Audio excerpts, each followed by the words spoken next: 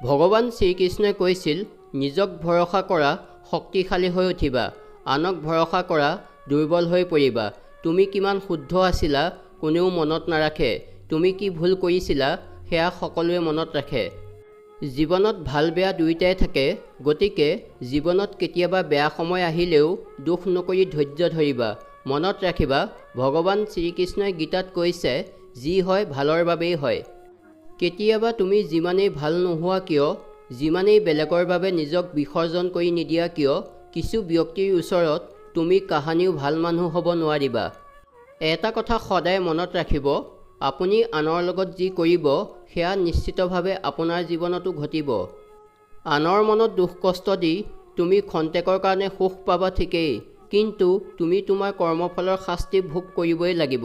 কৰ্মফলে তোমাক কেতিয়াও পিছা নেৰে। গীতাত শ্ৰীকৃষ্ণই কৈছে, যদি আপুনি বিনা কাৰণত কাৰোবাৰ মনত দুখ কষ্ট দিছে আৰু সহজ সৰল মানুহৰ লগত ঠগ প্ৰবঞ্চনা কৰিছে, তেনেহ'লে নিজৰ কাৰণেও অপেক্ষা কৰিব, কিয়নো কৰ্মফল এদিন সকলোৱে ভোগ কৰিব লাগিব। অভিশাপ দিয়াৰ প্ৰয়োজন নাই। আপোনাৰ বাবে যদি কোনোবাই হুমুনিয়াহ কাঢ়িছে সেয়াই যথেষ্ট। কোনোবাই আপোনাৰ লগত জানি বুজি অন্যায় কৰিছে, আপুনি নিশ্চিত থাকক, সময় আপোনাক সকলো বিচাৰ ঠিকমতে কৰি উত্তৰ দিবই। দেখিব, আপুনি আজি যিমান কান্দিছে তাৰ 1000 গুণ বেছি সেইজনক কন্দুৱাব। মানুহে নিজৰ কৰ্মফল অৱশ্যেই পাব, কিছু ফল ইহকালত, কিছু পাব পৰকালত। এটা কথা মনত ৰাখিব, নিজৰ সুখৰ বাবে আনক কন্দুৱাই কোনেও বেছি দূৰ যাব নোৱাৰিব। অহংকাৰ বা হিংসা নকৰিব। মনত ৰাখিব, ওপৰত থকাজনে কৰ্মহে চায়, ধন সম্পত্তি নাচায়। কেতিয়াও কোনো বস্তুৰ প্ৰতি অহংকাৰ কৰা উচিত নহয়।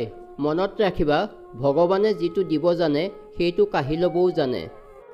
ভগৱানৰ আশীৰ্বাদত পোৱা প্ৰত্যেকটো বস্তুতে সুখী থাকক, কাৰণ ভগৱানে সেইটো নিদিয়ে যিটো আপুনি ভাল পায়। ভগৱানে আপোনাক সেয়াহে দিব যিটোৰে আপোনাৰ ভাল হয়। জীৱনত যিমানেই কঠিন পৰিস্থিতি আহক, সত্যৰ পথৰ পৰা কেতিয়াও আঁতৰি নাযাবা, কিয়নো সত্যৰ দৰে ডাঙৰ শক্তি একো নাই। ভগৱান শ্ৰীকৃষ্ণই কৈছিল, যদি সম্পৰ্ক এটাত বিচ্ছেদ হ'লেই প্ৰতিশোধ লোৱাৰ বা অপমান কৰাৰ ইচ্ছা মনলৈ আহে, তেনেহ'লে সেয়া ভালপোৱা নহয়, সেয়া মাথো আছিল নিজৰ কৰি ৰখাৰ জেদ। ধন্যবাদ।